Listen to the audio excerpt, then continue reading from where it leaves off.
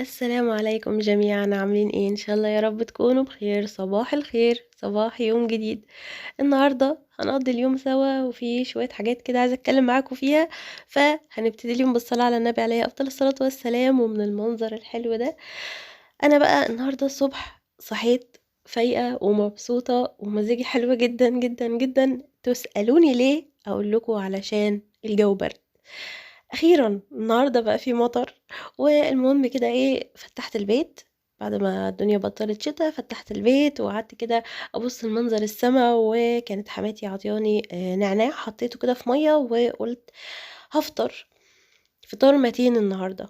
طبعًا إحنا بنفرّز الطعمية والفول والحاجات دي، بقى لي كتير أوي ما كلتش طعمية، علشان باحاول أقلل الزيوت على قد ما أقدر. بس خلاص بقى، يعني مرّة كده من نِفْسي كل شهر. المهم ده كان الفطار بتاعي، يعتبر فطار تقيل جدًا، لإن أنا في العادة مش بافطر كده. المهم فطرت وحبيت أفكّركم إن إحنا مكمّلين في الحصّالة، واللي ما بدأتش تبتدي معايا. حُطّي لنَفْسِك هدف، اللي هو مثلًا أنا عايزة أحوّش عشان أشتري حاجات في تخفيضات الشتا، أنا عايزة أحوّش عشان أجيب حاجات لرمضان، أو أنا عايزة أحوّش علشان أجيب حاجات للعيد، وهكذا.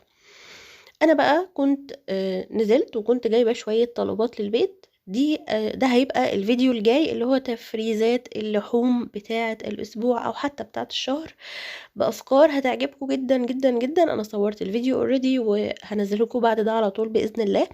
بس لو كنت حطيته في الفيديو ده، كان الفيديو مدته 45 دقيقة، هيبقى مسلسل.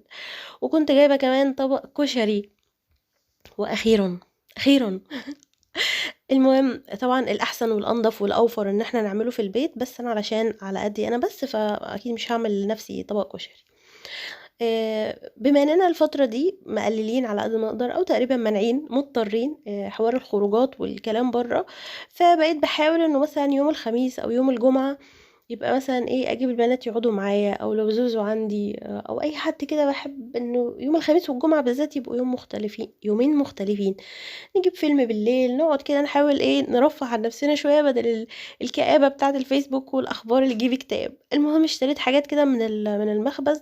كان الطبق اللي فيه القرص اللي على العجوة ده كان ب10 جنيه بس، والتانية دي كانت ب5. جِبت شاي أحمد تي اللي هو بالفراولة ده، أنا باحب جدًا اللي بالتفاح، بس ما لقيتش أحمد تي ده كان ب30 جنيه. فيها 20 واحدة. وعلى فكرة الباكت ممكن أنتِ لو قسمتيها وعملتيها مثلًا تعمل كوبايتين عادي يعني، ما هو حتى لو غالي شوية بس أنتِ تقدري تقتصدي فيه. وبعدين أنا دايمًا طول الوقت باشوف إن الحاجات البسيطة اللي ممكن أجيبها تبقى برّه ميزانيتي شوية، لإن زي ما أنتم عارفين إحنا ماشيين بميزانيات محدودة. بس الحاجة دي ممكن أنتِ تشوفيها تافهة، اللي هو إيه يعني شاي بالفراولة، بس أنا لمّا باشربه بابقى مبسوطة. فباشتري انبساطي يا ولاد. المهم جِبت كمان كورونا اللي هو الكاكاو كان ب12 جنيه. حجمه قليل أوي، يعني هو طعمه حلو وكل حاجة، بس حجمه قليل أوي، أوي، أوي. يعني لو هتعملي 3، 4 كوبايات خلص الكيس.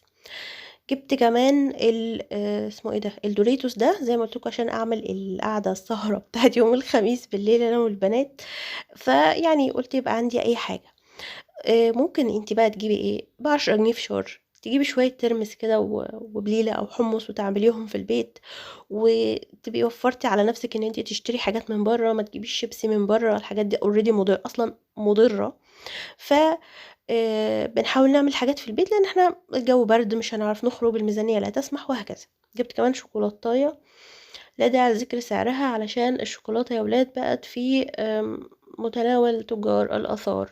يعني الواحد عايز يبيع أعضائه عشان يروح يشتري شوكولاتة.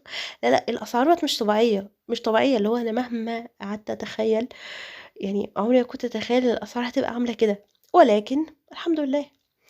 المهم جِبت شوية الحاجات حطيتهم كلّهم في مكانهم، وبعدين قُلت بقى إيه، أرتّب كل حاجة. النهارده ما عنديش شغل كتير في البيت، كنت باحاول أعمل جَرد لكل الحاجات، يعني أعمل جَرد لكل حاجة.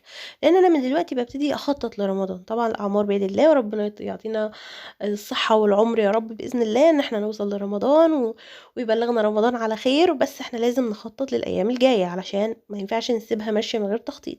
أنا كانت حماتي جاي لها لبن من حد من جيراننا، بعتت لي، لإن إحنا لا زلنا هنا. وأنا عاجبني الموضوع أوي، وإحنا عاملينه كلّنا مع الناس القريبين، إن اللي عنده حاجة، عارفين نظام المقايضة بتاع زمان، اللي عنده حاجة يدّي واللي ما عندوش. يعني انا لو راح الواحده مثلا وانا عندي في البيت كيس سكر زياده فايض عليا وخمس ست بيضات ونص كيلو جبنه زياده عن استهلاكي، فعادي ان انا اخدهم لها زياره وانا رايحه، مش هجيب لها جاتو وشوكولاته. فاهمين ازاي؟ احنا فعليا بنعمل كده. فالمهم بعد كده قلت بقى ايه، ابص في التلاجة، بما اني عايزه اشتري. انا النهارده اشتريت اللحوم، بكره عايزه انزل اشتري خضار اللي ناقصني، فقلت قبل ما انزل اشتري ابص في التلاجة. لقيت عندي كام وحده جزر وكام حبايه طماطم هيتبلوا حرفيا لو اتسابوا في التلاجة، لان انا مش بطبخ كتير الفتره دي، واحنا لو جزرايه وطماطمايه مش هنرميهم. فقطعت الجزر وهحطه في كيس وهحطه في الفريزر. نفس الكلام عملته في الطماطم، لان مش يعني اكيد مش هفرز كميه طماطم بسيطه كده. المقطع اللي قدامكم ده كان من فيديو قبل كده يعني، بس كنت بقول لكم انه حتى عشان اتكلم بس انه ايه، نستغل اي حاجه موجوده، ما نرميش حاجه، ما نستقلش بحاجه. في مثل كده سمعته من زمان كان بيقول ايه، يا مستكتر الجاي اكتر. انا اكتر واحده كنت بستكتر كل حاجه ايام ما كانت الدنيا احسن بكتير والظروف احسن بكتير. بفرط في الحاجه بسهوله، حتى اللبس وكل حاجه ما كنتش بحس بقيمه الحاجات. لما الظروف اختلفت دلوقتي بقى لا، ابسط حاجه كيس الملح في البيت لا، مفيش حاجه كده بتتجاب وتقولي مش مهم افرط في الحاجه بالساهل. فاهمين ازاي؟ المهم احنا طبعا الفترة اللي فاتت كنا بقى مفرزين مع بعض. ايام المانجا كنا مفرزين المانجا، لما جبنا الزيتون عملنا الزيتون وخليناه مع بعض علشان رمضان. ابتدوا دلوقتي برضو لو في خضار ده الموسم بتاعه فرزوه وهكذا. شفت بوست على الفيسبوك استغربته قوي، الناس قاعده بتفكر في تنظيفة رمضان، اللي هو يا جماعه احنا هنشيل بقى، هتبتدوا تشيلوا يا بنات السجاد امتى والستاير وتغسلوا رمضان اللي هو انا دخلت انا كتبت تعليق طويل عريض كده. فاللي هو انتوا بتقولوا ايه، تنظيفة رمضان ايه، غسيل سجاد ايه؟ هو انتوا لاقيين صحتكم؟ يعني انتوا بجد لاقيين صحتكم؟ حتى لو مش دلوقتي، دلوقتي زمان كنا بننضف على دخلة الشتاء وبننضف على دخلة رمضان علشان كان في فترة طويلة وشهور كتيرة ما بين الشتاء وبين رمضان. لكن دلوقتي رمضان بإذن الله هيجي في شهر 3، واحنا يا دوب من شهر فات كنا قلبين الشقة ومنضفينها وغاسلين سجادنا وستايرنا وشايلين المراتب وعاملين تنظيف عميق جدا وفوق الدواليب ومش عارف ايه والنيش والحوارات دي كلها علشان الشتاء. فهاجي كمان بعد كمان شهرين اعمل نفس العمايل دي؟ يا جماعة صحتكم هتتسألوا عليها. يعني انا مفيش ضيف هيجيلي هيطلع فوق الدولاب يشوف فوق الدولاب عندي نظيفه ولا لا، ولا هيشيل المرتبه وينزل تحت السرير يشوف الحاجه نظيفه ولا لا. الضيف اللي هيجي يتشعلق فوق الدولاب ده هنحذفه اساسا من فوق. انتوا بتتكلموا في ايه؟ صحتكم يا بنات، سيبكم من فيديوهات اليوتيوب هننضف. يعني انا مثلا الفتره دي دايما بعمل جرد لكل الحاجات، افتح كده تحت الحوض اطلع كل المنظفات لو محتاجه ترتيب وتنظيف وانضفها جرد اسبوعي. امسح تحت الحوض اشوف عندي منظفات ايه وما عنديش ايه. لو اتبقى من ميزانيتي الأسبوعية مبلغ ممكن أشتري حاجة أنا مش محتاجاها دلوقتي، بمعنى إن أروح أشوف عرض على أي نوع من المنظفات أجيبه وأقول هعينه رمضان. هتقولي هو احنا في رمضان يعني هنحتاج منظفات زيادة؟ لا، أنا ما بحسبهاش كده، بحسبها ان انا لما اجي على رمضان مش محتاجه اشتري منظفات ولا اريال ولا مسحوق غسيل ولا مسحوق بتاع الاطباق ولا الكلام ده ولا مناديل الحاجات دي بتاخد مبلغ كبير. فانا لما اكون جايبه عرض يكفيني 3 4 شهور واجي على رمضان بقى مش محتاجه اشتري ده. لان في رمضان شئنا ام ابينا بناكل اقل من الايام كلها من الشهور التانية، ولكن بيبقى في عصاير زياده، بنستهلك سكر زياده. لو عندك عزومات بتضطري ان انتي تجيبي حاجات بكميات زياده. فانا لما اوفر في بند معين زي بند المنظفات والورقيات ومسحوق المسحوق كلها ومعجون السنان والحاجات دي كلها، ابتدي مثلا قبل رمضان بشهرين 3 اقعد كل شهر اجيب استهلاكي بتاع الشهر واجيب عليه حاجة واحدة زيادة، حاجة واحدة زيادة وعينها، اعمل بوكس كده على جنب او كرتونة على جنب واقول دي حاجة رمضان.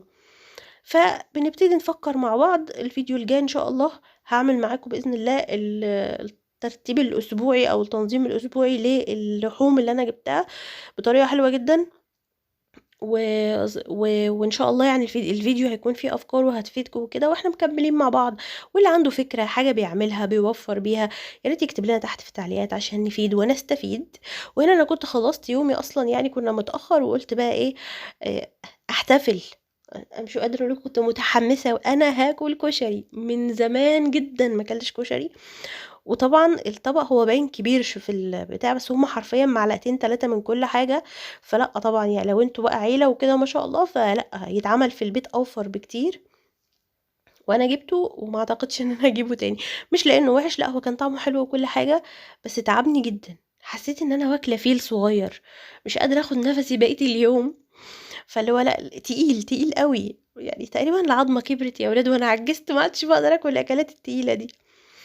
بس كده، ده كان اليوم بتاعي، حبيت إن أنا أرغي معاكم شوية على ما الفيديو الجاي إن شاء الله يبقى ننزّل لكم بقى الأفكار بتاعة التوفير اللي باقول لكم عليها دي، ويالّا كل سنة وأنتم طيبين، وربنا يبلغنا جميعًا رمضان على خير يا رب، وتاني وتالت هاقول لكم يا بنات ما تهلكوش صحتكم في حاجة ما لهاش لازمة، الحاجة اللي مش محتاجة تنضيف ما تنضفوهاش، الحاجة اللي مش محتاجة ترتيب ما ترتبوهاش، ممكن تاخدوا يوم إجازة عادي جدًا، جدًا، أنتم تستاهلوا، إحنا نستاهل إن إحنا ناخد إجازة، إحنا بنهلك نفسنا وصحتنا بنضيّع أكتر وقتنا في المطبخ وتنضيف البيت هاتي كتاب كده واقعدي اقريه، اقعدي اتفرّجي على فيلم حلو، اعملي أي حاجة لنفسِك، وبس كده، واشوفكم قريب إن شاء الله على خير في فيديو جديد، وشكرًا جدًا ليكم، سلام عليكم.